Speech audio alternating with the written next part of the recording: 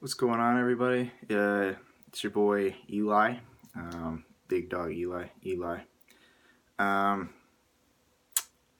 there hasn't been a YouTube video up in a while, and I decided I kind of wanted to fix that because I really actually want to get this thing going, and there hasn't been any of that recently. Everybody's been busy, and that's fine. It's nobody's fault in particular. Um, but I did want to talk about something today. The date is December 29th, I think 12:37,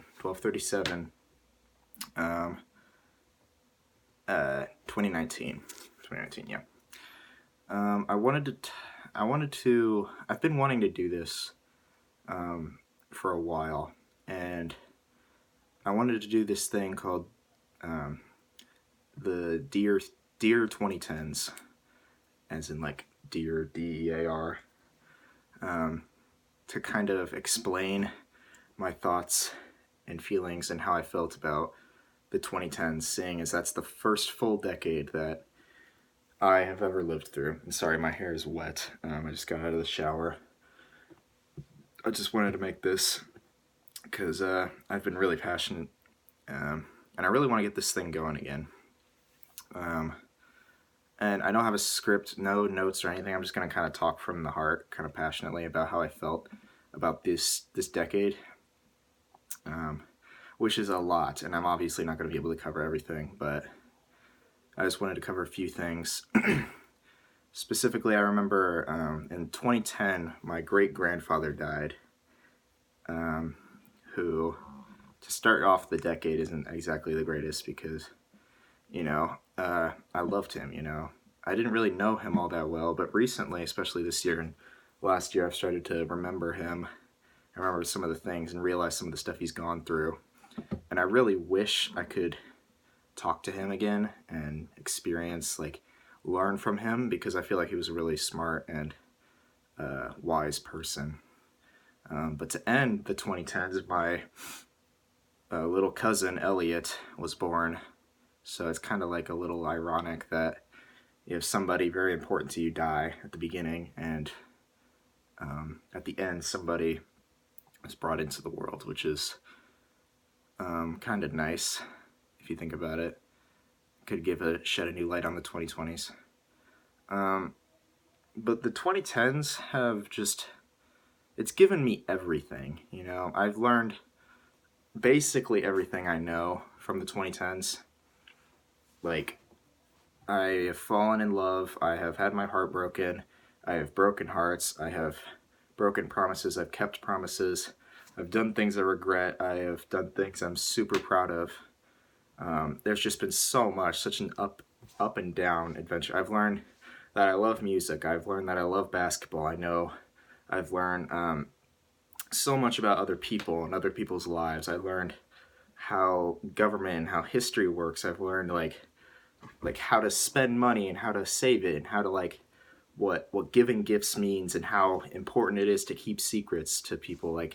It's just, there's just so much about life that I've learned through the 2010s.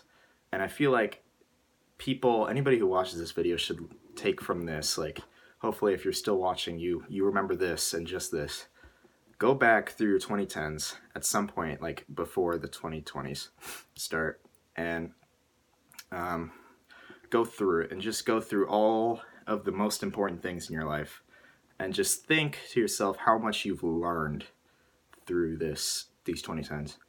And I've learned, there was actually a thing from Patrick that he said at one point that he probably didn't think anything of, but it kind of stuck with me, and it was that the 2000s is the decade of childhood, right? The era of childhood. I was born in 2002, the end of 2002, and went all the way up to 2009, the end of 2009. That's the decade of childhood. And obviously there's more childhood, but that's what the 2000s represents. There's nothing really substantial there other than childhood fun and learning about the world a little bit. And the 2010s, yeah, is the decade of growth, he called it. And I thought that was a fantastic word he used, growth, because that is everything you have. Everybody my age has grown through the 2010s. You are not the same person as you were in the 2010 as you are today. And people need to realize that, because you've gone through so much experience, and it's more than half your life that you've gone through this era.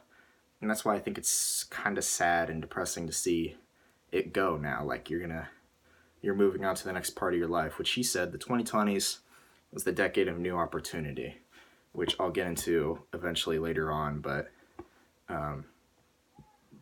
the 2010s, decade of growth. I have grown more around 2017 up. I feel like 2016 to 2010, I was kind of a person who was scared of being judged. I was scared of being different. I was scared of making my own personal decisions and being judged for that, because I was always scared, and I was always growing up thinking that if I'm different or weird, people are gonna throw me aside and call me an outcast and never want to talk to me, which isn't true for younger people. You just need to experience what you love, which I've recently been able to do. I've been wanting to make these videos like I'm doing this right now without anybody bringing it up, without the Squadcast getting really mentioned at all recently. I've sat down and was like, okay, I'm gonna make this because I want to do it. I think it'll be fun. And I don't care really anymore about like these judgmental people who think like they just try to make fun of you because you're doing something you like to do, and they don't think it's normal, or they don't like to do it, so they're gonna clown on you for doing something you want to do, you know? So, which is some bullshit. But I've met some fantastic people through the 2010s.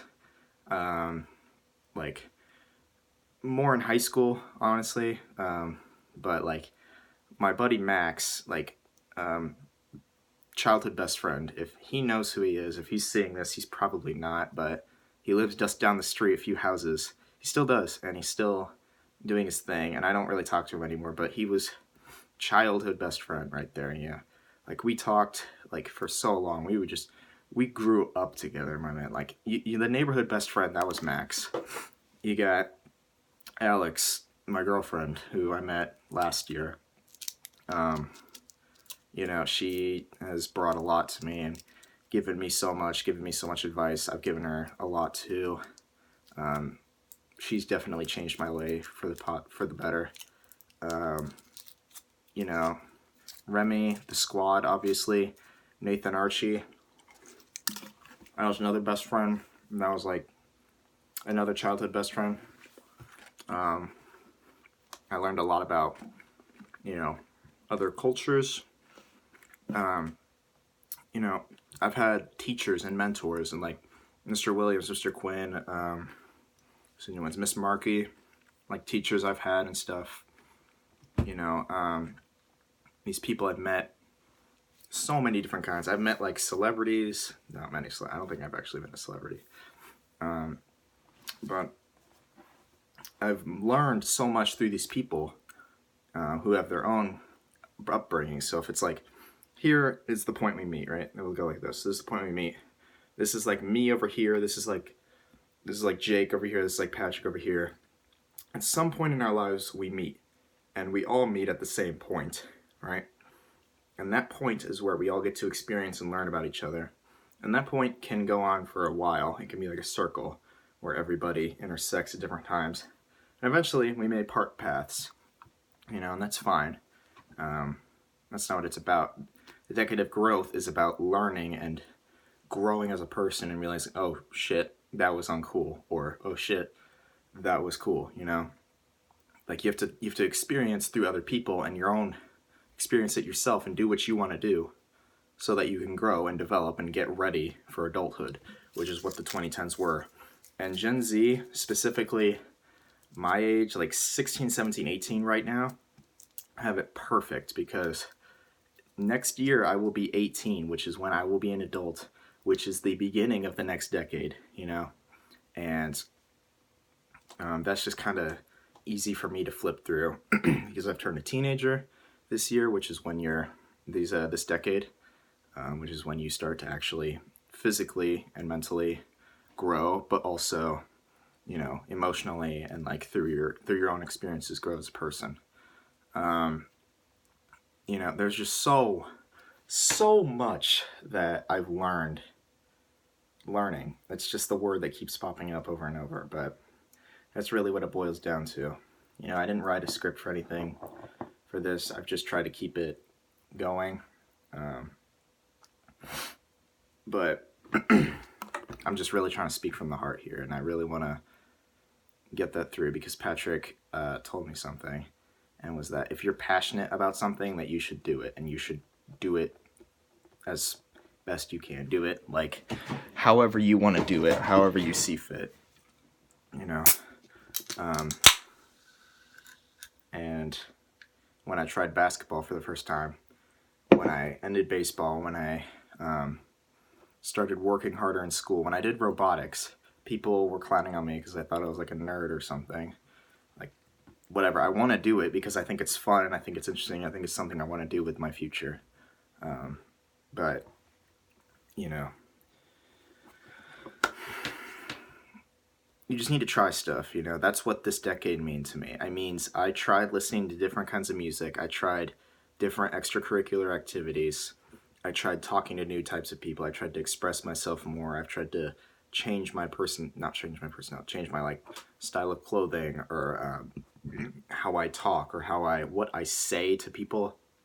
I've gotten more outgoing. Like around 2016, 7th grade, I think that was 2015, 2016. That was the year that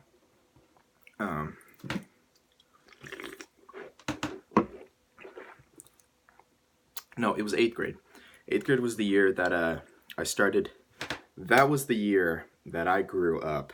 That was the year that I started to click. Going right into high school, I became more outgoing. I started to talk to more people that I haven't before. I would have been petrified in my mind and would have just let my life go by, my childhood go by, that like I'm going to remember for the rest of my life. I'm going to go let this go by without having any personal connections, doing anything important, not going to any football games, not trying out clubs and stuff, just worrying about school, not worrying about anybody else, and just going home and doing my day over and over. You know, that's not what life is about. Life is about trying and doing, and if you don't like it, that's fine. There's something else out there. You just have to try, and if you don't like anything, then still you could try it for the story. You know, you could do it and you could tell somebody in the future. You know, everybody that I've met, really. There's nothing really substantial in the 2002 to 2009 for me. That wasn't anything really. It was a kid who was just getting a feel for the world.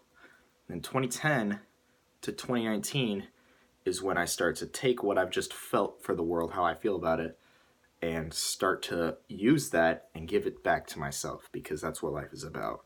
You know, you need to take...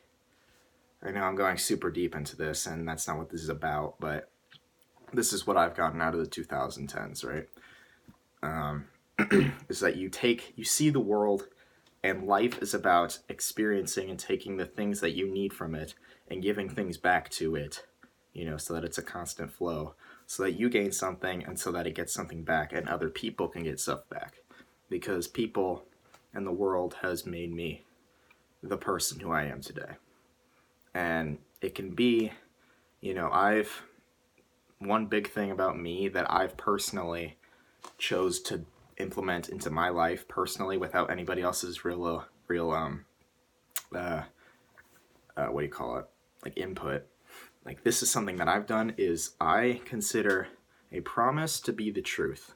And when I promise something, that means that it is the truth and it will happen, right? I am not going back on a promise.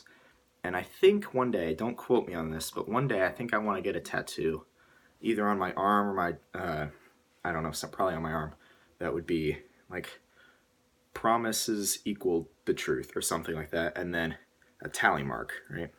A tally mark for every promise that I've broken, so that I could see it on my skin as a mark that's inside of me, but also physically, so other people would be able to see it, that I've broken a promise, which is how much it means to me, how much a promise means to me. And that's what I have done for myself recently. That's one example. But Nobody else influenced that, but that was me. But there have been thousands of other things that I've done, like about my appearance or about my hair. You know, I changed my hair back in like 2017 from like a regular bowl cut. So it's still like, I need a haircut for one, but it's not. You know, I changed it because I didn't like it and I thought it was kind of dorky. It used to be a bowl cut, you know, as every kid kind of was. You know, I started expressing myself more. I want to better myself as a person. I like how I look. I like how I look physically. I like how tall I am. I like my style. I like the people I'm with. One thing I want to do is change.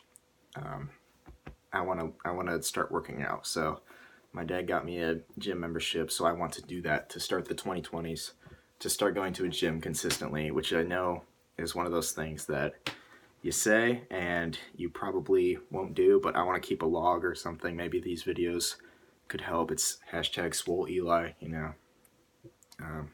Got that grind going. But that's one thing I want to change about myself, is that I want to start going to a gym and bettering myself. I don't want this video to be too long, but I just have so much I really want to get out there about the 2010s.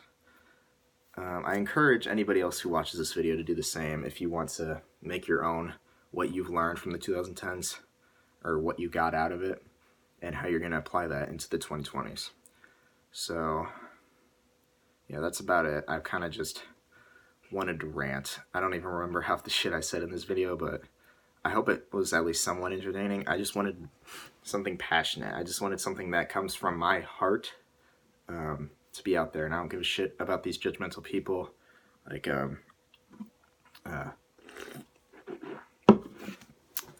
somebody I know that would clown on me if they saw this video, and they probably will eventually, but I know who you are. I don't want to say his name, but he's kind of a dick. But he's my friend as of right now. That's another topic. I don't want to get into that. Nick Garnett. Whoa. Oh, never mind. All right. Thank you for watching. I've really loved the 2010s, and if this is my final send off for the 2010s, I just want to say thank you. You started the decade off by taking something away from me who I loved really deeply, my great-grandfather, and ended it by me starting to realize what this whole life thing is about. So it's up to your interpretation. It may not be as deep to you. Maybe the decade ending doesn't mean as much to you, but it means a lot to me. Thank you again. Thank you, 2010s. I'm sure the 2020s will maybe even be better. I'm never going to forget it. I'm never going to forget the people that you've given to me, things I've learned, the things I've done, the horrible things I've done, and the great things I've done.